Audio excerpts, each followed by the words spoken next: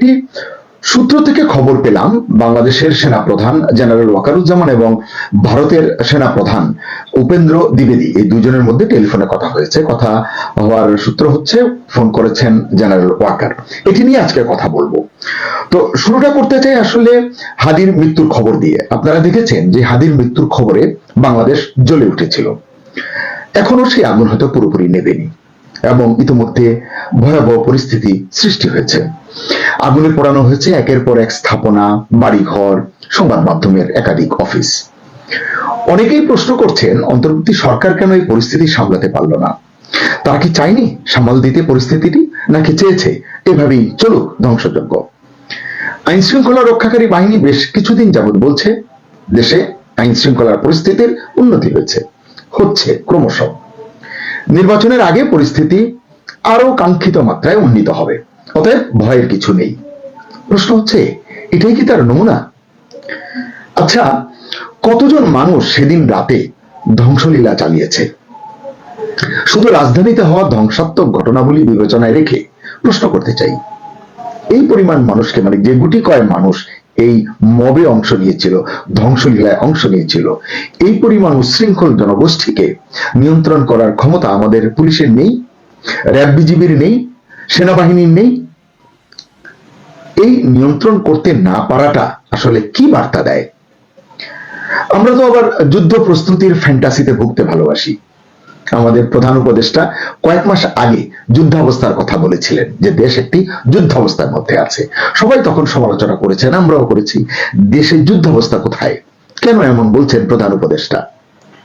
অবশ্য কয়েক মাস পর আজকে মনে হচ্ছে প্রধান উপদেষ্টা ঠিকই বলেছিলেন, কারণ তিনি জানতেন বাংলাদেশ এই পরিস্থিতিতে পড়তে যাচ্ছে বা পড়বে, কারণ এর নামই হয়তো মেটিকুলাস ডিজাইন। তিনি যা জানেন আগে থেকে, তা আমরা জানবো কিভাবে?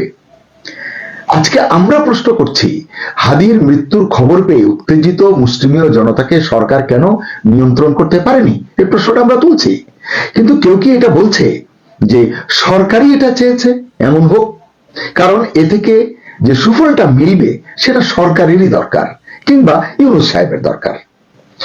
পাবলিক কি বুঝলো না বুঝলো, কি বললো না বললো, এসব নিয়ে আসলে ভাববার সময় নেই।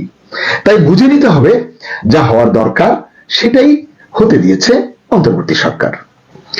গত কয়েকদিনের ঘটনায় বাংলাদেশ বিশ্বব্যাপী সংবাদের শীর্ষ শিরোনাম হয়েছে। এটা তো বিরাট প্রাপ্তি, কি বলেন? বিনা পয়সায় ব্র্যান্ডিং বলতে পারেন এটাকে। ম্যাজিস্ট্রেসি পাওয়ার নিয়ে মাঠে থাকা সেনাবাহিনী গত কয়েকদিনের ঘটনায় নিজেদের কোনো অক্ষমতা দেখে কিনা, নিজেদের দায়ী মনে করে কিনা, তা সাধারণ মানুষের বুঝবার উপায় নেই। সেদিন রাতে, মানে যেদিন এই ধ্বংসলীলা সংঘটিত হয়েছিল, সুন্নতি লেবাসের এক মহা বিপ্লবীকে, একজন নয় আসলে একাধিক, তো আমি একজন একটা স্পেশালি বলবো, তাকে দেখলাম মধ্যরাতে প্রায় 2টা-2:30টার দিকে একাধিক মিডিয়া প্রতিনিধির সামনে সেনাবাহিনী এবং সেনাপ্রধান সম্পর্কে যা মনে আসছে তাই বলছে। আমি আসলে ভিডিওটি, ক্লিপটি আপনাদের দেখাতে পারি, কিন্তু আমার রুচিতে বাধছে এদেশের নাগরিক হয়ে এদেশের সেনাপ্রধানকে এভাবে অশ্লীল ভাষায় আক্রমণ করা। সেনাপ্রধানের ঘাটতি থাকতেই পারে, দোষ থাকতেই পারে, কিন্তু এইভাবে মিডিয়াতে একজন দাড়িওয়ালা, মাথায় পাগড়িওয়ালা, গায়ে জোব্বা পরিহিত একজন মানুষ বলতে পারেন কিনা, করতে পারেন কিনা, এই প্রশ্নটি আসলে আমি সবার কাছে রাখতে চাই। কথাগুলো এই জন্য বললাম, আসলে তখন তো তাকে কেউ থামায়নি। আশপাশে আইন শৃঙ্খলা রক্ষাকারী বাহিনী হয়তো কাছে দূরে ছিল, কারণ প্রথম আলো এবং ডেইলি স্টার থেকে তখনও সেনাবাহিনীর সদস্যরা সরে যাননি রাস্তা থেকে। পরে এই ভদ্রলোককে আইনের আওতায় আনা হয়েছে কিনা এমন খবরও কিন্তু আমরা পাইনি। তার মানে কি এই নয়, সে যা করতে চেয়েছে, তার অন্য সাথীরা যা করেছে, সবকিছুই প্রভাবশালী কোনো পক্ষ বা শক্তি চেয়েছে বলেই করতে পেরেছে, ঘটেছে, এবং সে বা তারা এখনো নিরাপদেই রয়েছে। সেনাপ্রধানকে গালি দিয়ে এভাবে পার পাওয়া যায় ধারণা ছিল না। এখন সচক্ষে দেখে, নিজ কানে শুনে বুঝতে পারছি, এর নামই বোধহয় গণতন্ত্র, এর নামই হয়তো বাক স্বাধীনতা, কিংবা স্বাধীনতা 2.0। খবর পেলাম এই কঠিন পরিস্থিতির মধ্যেই গতকাল মধ্যরাতে ক্যান্টনমেন্টে জরুরি বৈঠক করেছেন সেনাপ্রধান জেনারেল ওয়াকারুজ্জামান। যিনি এই কথাটি বলেছেন, এই তথ্যটি দিয়েছেন, তিনি জানেন এই সংবাদের সত্যতা কতটুকু। আমার কিন্তু তেমন বিশ্বাস হয়নি। মাঠে থাকা ওয়াকার সাহেবের সৈনিকেরা মাঠের ধ্বংসলীলা ঠেকাতে সক্রিয় ভূমিকা রাখতে পারেননি বা রাখেননি, আর তিনি সেনা প্রধান হয়ে শীতের মধ্যরাতে জরুরি বৈঠক করবেন কি কারণে? তার ঠেকাটা কি? তাকে এতটা বেরসিক মনে হয় আপনার? তবে যিনি আমাকে সংবাদটা দিয়েছেন তিনি জোর গলায় বললেন, অপেক্ষা করুন, দেশে জারি হতে চলেছে বা জারি হতে পারে জরুরি অবস্থা। চমকে উঠে বললাম, কি বলছেন এসব? মাথার চুল তো সব খাড়া হয়ে যাচ্ছে। উল্টো তিনি বললেন, দেশে চরম নৈরাজ্যকর পরিস্থিতি এবং সীমাহীন অস্থিরতার পাশাপাশি ভারত বিরোধী উত্তেজনার পারদ এখন যে কোনো সময়ের তুলনায় অনেক উঁচুতে। এই পরিস্থিতিতে ভারত যেন হুট করে কিছু করে না বসে, সেজন্য আগে ভাগে পরিস্থিতি এবং এর সম্ভাব্য পরিণতি বয়ান করতে, মানে পরিস্থিতি সামাল দিতে এবং সম্ভাব্য পরিণতি সম্পর্কে আলোচনা করতে ভারতের সেনাপ্রধান জেনারেল উপেন্দ্র দ্বিবেদীকে ফোন করেছেন বাংলাদেশ সেনাবাহিনীর সেনাপ্রধান জেনারেল ওয়াকারুজ্জামান। এই ফোনালাপে জেনারেল ওয়াকার ভারতের সেনাপ্রধানকে আশ্বস্ত করেছেন বাংলাদেশে থাকা ভারতীয় নাগরিকদের জানমাল এবং সম্পদের বা স্থাপনার নিরাপত্তা নিশ্চিত করা হবে। শুধু তাই নয়, ইতিমধ্যে সংঘটিত দুর্ঘটনা যা যা ঘটেছে, এই দুর্ঘটনায় জড়িত যারা আছে তাদেরকে আইনের আওতায় আনা হবে। জানালেন ওই ভদ্রলোক, ভারতের সেনাপ্রধান উপেন্দ্র দ্বিবেদী জেনারেল ওয়াকারকে হুঁশিয়ারি দিয়ে বলেছেন, বাংলাদেশে ঘটে যাওয়া প্রতিটি ঘটনা পর্যবেক্ষণে রেখেছে ভারত। বিশেষ করে ময়মনসিংহের ভালুকায় সংখ্যালঘু সম্প্রদায়ের এক যুবককে পিটিয়ে এবং পুড়িয়ে নৃশংসভাবে হত্যার ঘটনাটি ভারত কঠিন নজরদারিতে রেখেছে। এসব ঘটনার অবসান না হলে এবং পুনরায় বাংলাদেশে ভারত বিদ্বেষী কোনো কর্মকাণ্ড সংঘটিত হলে আর ছাড় দেবে না ভারত।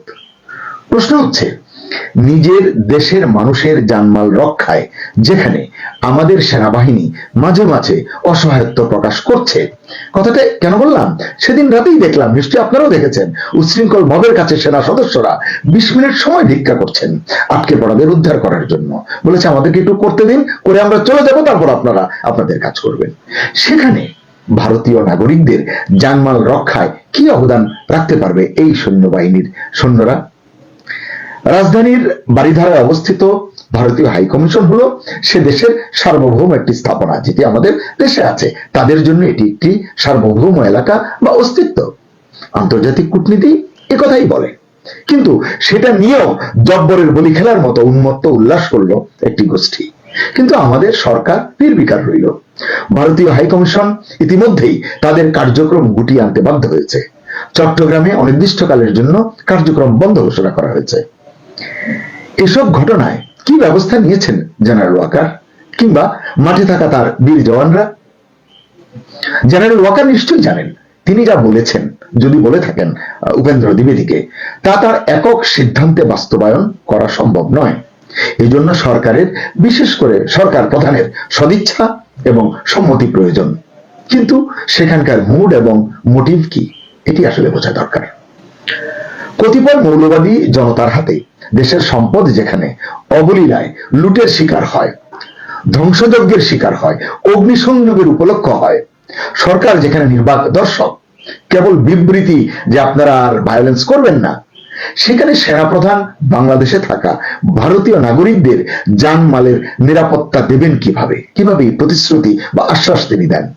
তিনি তো নিজের দেশই রক্ষা করতে পারছেন না, যদিও তিনি গত বছর 5 আগস্ট স্বেচ্ছায় সব দায়িত্ব কাঁধে তুলে নিয়েছিলেন। সত্যিই যদি সেনাপ্রধান জেনারেল ওয়াকার ভারতীয় সেনাপ্রধানকে ফোন করে থাকেন এবং উল্লিখিত কথাগুলো বলে থাকেন, তাহলে আমি তাকে ধন্যবাদ জানাবো। কারণ তার এই আশ্বাস দুই দেশের মধ্যকার সম্পর্কের স্থিতিশীলতা বজায়ে গুরুত্বপূর্ণ ভূমিকা রাখবে। এদিকে ভারতের একটি পত্রিকায় পড়লাম, বিদেশ সফর শেষে দেশে ফিরেই ভারতের প্রধানমন্ত্রী নরেন্দ্র মোদী ভারতের 3 বাহিনীর প্রধান এবং জাতীয় নিরাপত্তা উপদেষ্টা অজিত দোভালের সঙ্গে রুদ্ধদ্বার বৈঠক করেছেন। বৈঠকে বাংলাদেশের সার্বিক পরিস্থিতি নিয়ে দীর্ঘ আলোচনা করেছেন এবং তাদের স্ট্র্যাটেজি নির্ধারণ করেছেন। এমনিতেই চিকেন নেক সংলগ্ন এলাকায় এবং বাংলাদেশ সীমান্তের কয়েকটি স্থানে ভারতীয় অংশে গত বেশ কিছুদিন যাবৎ ভারতের সৈন্য সমাবেশ এবং যুদ্ধাস্ত্র সহ প্রস্তুতি নিয়ে বিভিন্ন মিডিয়ায় ব্যাপক লেখালেখি হচ্ছে এবং এটা নিয়ে জনমনে, বাংলাদেশের মানুষের মনেও ব্যাপক উদ্বেগ উৎকণ্ঠা রয়েছে। হাদির মৃত্যুকে কেন্দ্র করে সৃষ্ট ধ্বংসলীলায় সরকারের নির্বিকার ভূমিকা নিয়েই যেখানে নানান প্রশ্ন রয়েছে জনমনে, সেখানে জেনারেল ওয়াকারের ভারতীয় সেনাপ্রধানের সঙ্গে টেলিফোনিক কূটনীতি যেটা তিনি করলেন, এটা কি পরিস্থিতি উত্তরণে কোনো ভূমিকা রাখতে পারবে? কি মনে হয় আপনাদের? রাজনৈতিক পর্যবেক্ষকরা বলছেন দেশের চলমান এই অস্থিতিশীলতাকে কাজে লাগিয়ে সরকার নির্বাচন বানচাল করার বা পিছিয়ে দেওয়ার একটা অজুহাত খুঁজতে পারে। সত্যিই যদি সরকার এমন কিছু করে, আপনি সেটাকে ষড়যন্ত্র বললে বলতে পারেন, আমি বলবো না, কারণ এটা গোপনে হচ্ছে না, মানে এক প্রকার প্রকাশ্যেই হচ্ছে, কারণ সবাই এটা বুঝতে পারছেন কম বেশি। এছাড়া এটা শিক্ষিত মেধাবী লোকদের কাজ, লোকেরা করছেন। মেধাবী লোকদের এ ধরনের কাজকে ষড়যন্ত্র বলে না, বড়জোর মেটিকুলাস ডিজাইন বলতে পারেন। এরকম পরিস্থিতিতে ভারতীয় নাগরিকদের জানমাল রক্ষায় জেনারেল ওয়াকারের টেলিফোনিক আশ্বাস আরেকটি বার্তা দেয়। সেটা কি? সেটা হলো হয়তো আবারও ইউনূস এবং সেনাপ্রধানের মধ্যে দূরত্ব বেড়েছে। আগেও অনেকে এমনটি ভেবেছেন, কিন্তু কিছুদিন পরই আবার দেখা গেছে সেনাপ্রধান এবং প্রধান উপদেষ্টার মধ্যে কোনো দূরত্ব নেই, বরং তারা একে অন্যের প্রতি ভীষণ আস্থাশীল এবং নির্ভরশীল।